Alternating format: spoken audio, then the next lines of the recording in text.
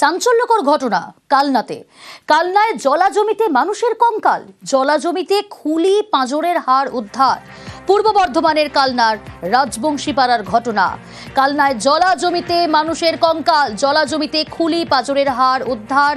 পূর্ব বর্ধমানের কালনার রাজবংশীপাড়ার ঘটনা। কিভাবে এলো কঙ্কাল, কার, এ বিষয়ে এখনো পর্যন্ত পুলিশের তদন্তে কি তথ্য সামনে আসছে, আরো ডিটেল জানাবে নবকুমার রয়েছে আমার সঙ্গে সরাসরি। নবকুমার, দেখো প্রিয়াঙ্কা, বিষয়টা হচ্ছে গতকাল এক ব্যক্তি ওই এলাকায় যায় এবং রাজবংশীপাড়ায় পূর্বসাদ গেছে, সেখানে কঞ্চি কাটতে যায় এবং সেখানে গিয়ে দেখে জলা জমি অনেকটা শুকিয়ে গেছে, সেখানে বেশ কিছু কঞ্চি উঠে এসছে। কিন্তু তখনই সে দেখতে পায় যে ওখানে একটি হাড় কঙ্কাল অনেক জায়গায় ছড়িয়ে ছিটিয়ে পড়ে রয়েছে। কিন্তু সে মনে করে যে পাশাপাশি হয়তো কুকুর বেড়ালের ওইসব হতে পারে, কিন্তু পাশেই দেখছে একটা ডোবার মধ্যে সেখানে একটা সাইকেল উঁচু হয়ে পড়ে আছে।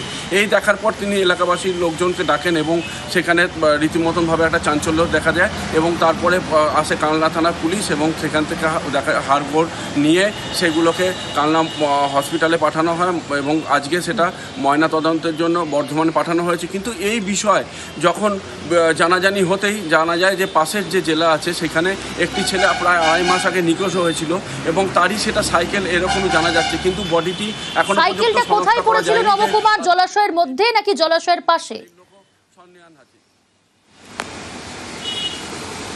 একদম জলাশয়ের পাশেই পড়া ছিল এবং সাইকেলটি ওপর হয়ে পড়া ছিল, টায়ার দুটো ওপর দিকে ছিল এবং সিটটা নিচের দিকে ছিল। সেই দেখেই এলাকার লোকজন তারা ভাবছে যে এটা কি ছুঁড়ে ফেলে দেওয়া হয়েছে নাকি এইখানে কোনো রকম খুন করা হয়েছে কাউকে।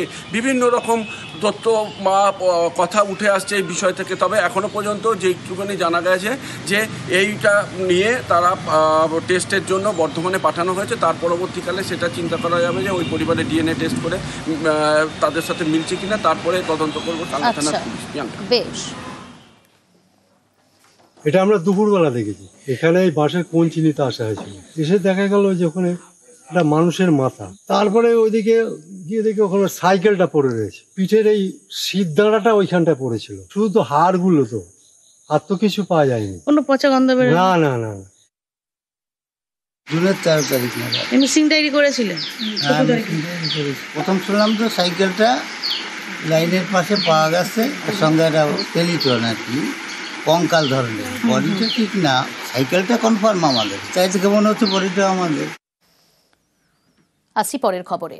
দেগঙ্গায় স্কুল ছুটদের স্কুলে ফেরাতে উদ্যোগ। বাড়ি গিয়ে সমস্যার কথা শুনলেন পঞ্চায়েত প্রধান, সমাধানের আশ্বাসও দিলেন।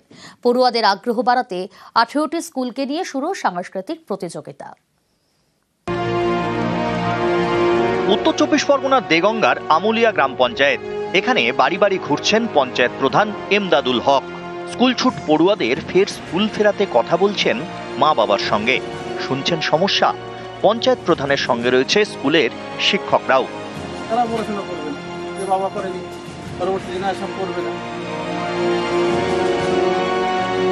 স্কুলে যাওয়ার জন্য কারো ব্যাগ কেনার টাকা নেই, কারো আবার স্কুল ড্রেস কিনতে সমস্যা, তাই স্কুলে যাওয়া বন্ধ। স্কুলে যাওয়ার জন্য সাইকেল ছিল না, ব্যাগ ছিল না, ভালো ড্রেস ছিল না, ওই জন্য স্কুলে বন্ধ করে দিয়েছিল যাওয়া। হ্যাঁ। আজকে কারা এসেছিলেন তোমার বাড়ি? প্রধান এসেছিলেন, মেম্বার এসেছিলেন, স্যার এসেছিলেন। কি এসে কি বললেন? বললেন স্কুলে যেতে হবে, সব ব্যবস্থা করে দেবো, সোমবার থেকে স্কুলে যেতে হবে। স্কুলে যাবে তুমি? হ্যাঁ। আমাদের এলাকায় কিছু ছেলে, অল্প বয়সী ছেলে যারা 5, 6, 7, 8 পড়ে, এরকম কিছু ছেলে আমরা বাড়িতে যাওয়ার পর শুনতে পাচ্ছি যে আর্থিক কারণে তারা স্কুলটা যাচ্ছে না দীর্ঘদিন ধরে। তাদেরকে জানতে চাইলে তারা বলছে যে আমার সাইকেল নেই, আমার ভালো ড্রেস নেই, আমার বই কেনার পয়সা নেই, আমার ব্যাগ নেই। সেজন্য আমরা, স্যার আমাদের সঙ্গে আছেন, আমাদের পঞ্চায়েতের মেম্বাররাও আছে, আমরা সকলেই তাদের আশ্বাস দিয়েছি যে আমরা তোমাদের যা সমস্যা সেইগুলো ব্যবস্থা করব। স্কুল ছুটদের জন্য বই, খাতা, ব্যাগ, স্কুল ড্রেস, সাইকেল কিনে দেওয়ার আশ্বাস দিয়েছে পঞ্চায়েত। তাদের আগ্রহ বাড়াতে আয়োজন করেছে সাংস্কৃতিক প্রতিযোগিতা, যার নাম আমরা নতুন আমরা কুড়ি। অংশ নিয়েছে 18টি স্কুল।